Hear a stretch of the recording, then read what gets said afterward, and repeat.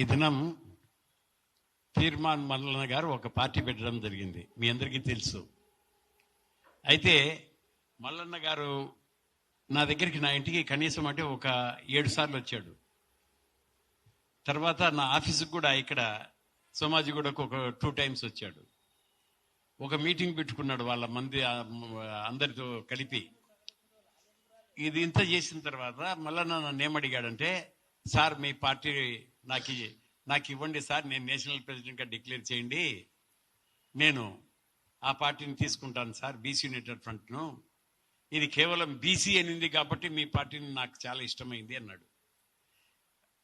అంటే నేనేమన్నానంటే, మళ్ళీ నువ్వు నీకు అప్పచెప్తే పార్టీని మేమేం చేయాలయా? 2000 నుంచి 2004లో రిజిస్టర్ చేశాము. 2000లో మేము సామాజిక ఉద్యమంగా ఈ పార్టీని మొత్తం రాష్ట్రమంతా, అంటే అప్పుడు కంబైన్డ్ ఆంధ్రప్రదేశ్ రాష్ట్రం ఉండే, రాష్ట్రమంతా తిరిగి ఈ పార్టీని 2004లో రిజిస్టర్ చేశాము.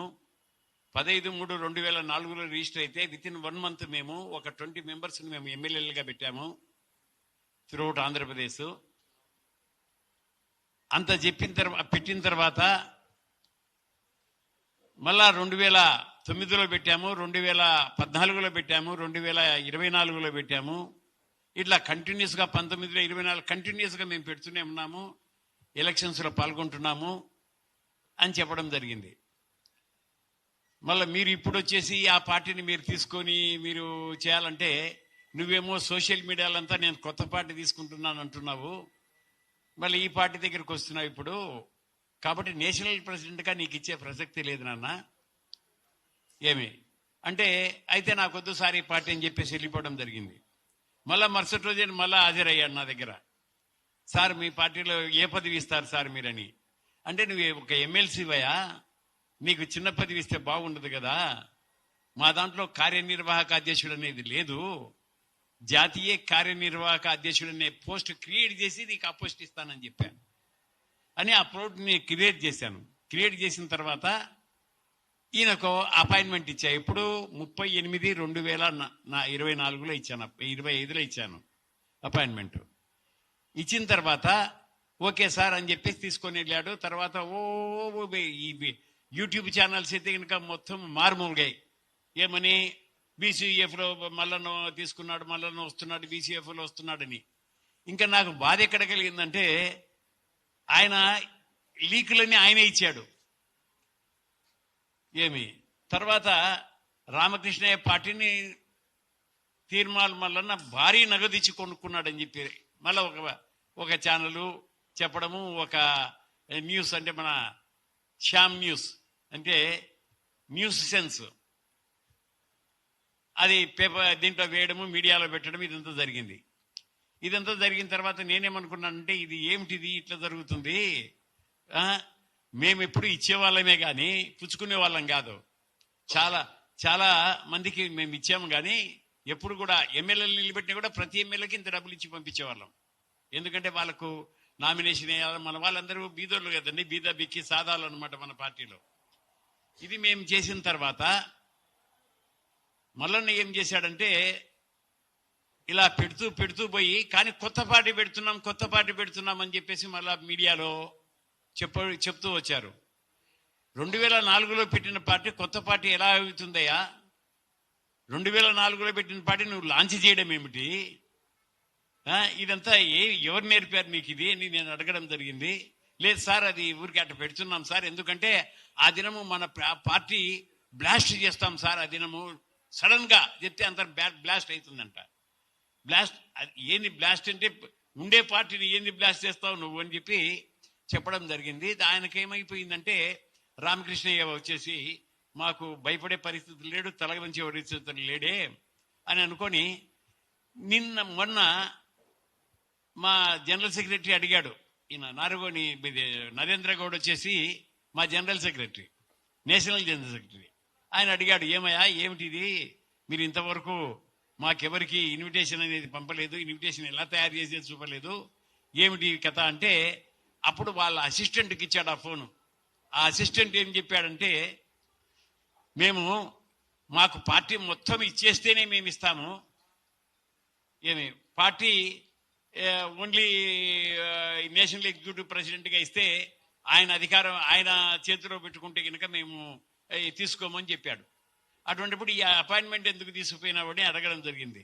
అది అప్పుడు తీసుకున్నాము కానీ ఆలోచన చేశాము మేము, అది ఇది అన్నాడు. మేమేం చేశామంటే ఓకే ఆల్ రైట్, అతను తీసుకున్నాడు, అతను ఏదో ఏ పార్టీ పెట్టుకుంటాడో పెట్టుకొనియండి, నేను ఎందుకంటే అపాయింట్మెంట్ కూడా ఇచ్చాను అతనికి.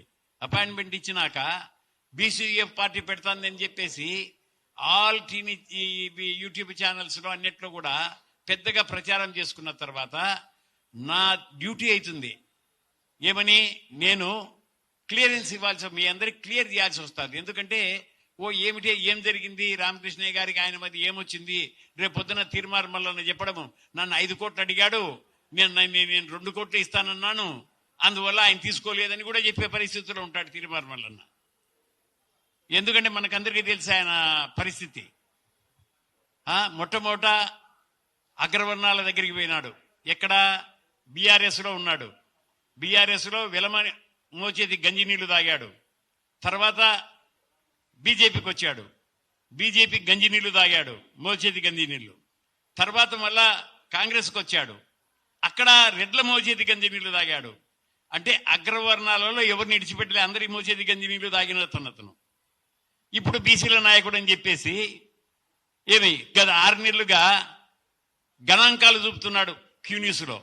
గణాంకాలు ఎవరికి తెలియదు, ప్రతి జర్నలిస్టుకు కూడా గణాంకాలు తెలుసు.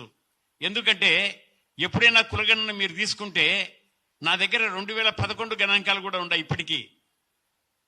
ప్రతి క్యాస్ట్ గణాంకాలు ఉన్నాయి, ఎంత పర్సెంటేజ్ క్యాస్ట్ ఉండాలని చెప్పేసి ప్రతి కాన్స్టిట్యున్సీలో, అది కూడా కంబైన్డ్ ఆంధ్రప్రదేశ్లో.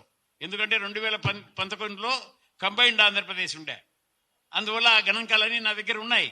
కానీ ఆ గణాంకాలు చెప్తూ ఆయన ఏదో ఉద్యమ నేతగా ప్రకటించుకుంటే, అరే నువ్వు అగ్రవర్ణాల చేతుల్లో ఉండి ఇక్కడికి వచ్చి నువ్వు మళ్ళా బీసీల నాయకుడు, బీసీలోకి వచ్చేసి నేను అది చేస్తాను ఇది చేస్తానని చెప్పుకుంటే ఎవరికి మోసం చేయాలనుకుంటున్నావా నువ్వు? మాకే 15 రోజుల క్రితం నువ్వు అపాయింట్మెంట్ తీసుకుపోయి 38, ఈ దినం మళ్ళా మాకే ఈ 3 నామాలు పెట్టిన అతను నువ్వు ఎవరికి 3 నామాలు పెట్టవు? కాబట్టి మేము చెప్పేది ఏమిటంటే, మేము ఎప్పుడు కూడా ఎవరిని కూడా మేము మా పార్టీలోకి ఆహ్వానించలే. నువ్వయ్యే వచ్చావు, నువ్వయ్యే మళ్ళా కూడా ఎనికిపోయావు, అది నీ ఇష్టం. కానీ నా డ్యూటీ ఏమిటంటే హోరెత్తిన ఈ యూట్యూబ్ ఛానల్స్ కన్నిటికి కూడా నేను నా తరఫున విశదీకరించాల్సిన అవసరం ఉంది. అందువల్ల నేను ఈ దినము ఇది చెప్తున్నాను.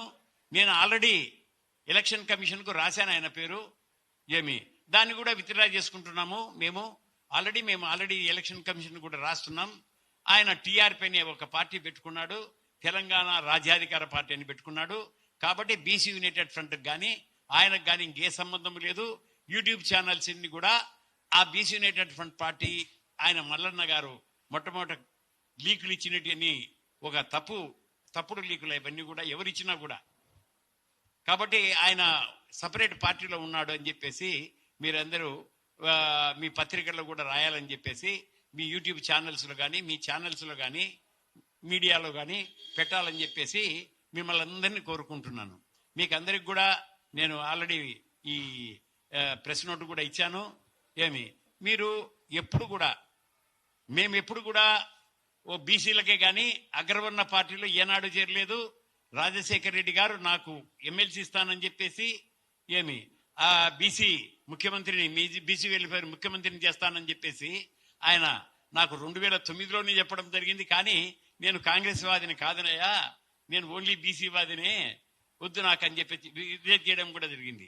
ఇదే బిఎస్ రాములు గారు నా దగ్గరకు వచ్చేసి ఒక రోజంతా బతిమిలాడాడు, అయ్యా మీరు చేరితే గనక మీకు బీసీ వెల్ఫేర్ మినిస్టర్ తీసుకుంటే బీసీల బతుకులు బాగుపడతాయి, మీరు చేరండి అని చెప్పినా కూడా నో అగ్రవర్ణ ఇప్పుడు కూడా చెప్తున్నా, నేను వెలమ కమ్మ రెడ్లు ఈ కింద నేను ఎప్పటికీ పని చేయను, పని చేయబోను కూడా.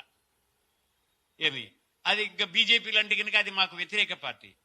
బీజేపీ ఎప్పుడు కూడా బీసీ రిజర్వేషన్ కంతా వ్యతిరేకమే. కాబట్టి ఆ పార్టీలు కూడా మేము చేరే ప్రసక్తే లేదు. ఈ బీసీ యూనిట్ తరపునే ఉంటాము, బీసీ యూనిట్ నిలబెడతాము. నెక్స్ట్ ఎన్నికల్లో కూడా మేము కంటెస్ట్ చేస్తాము. తర్వాత లోకల్ బాడీస్లో కూడా కంటెస్ట్ చేసేదానికి కూడా మేము ప్రయత్నం చేస్తాం.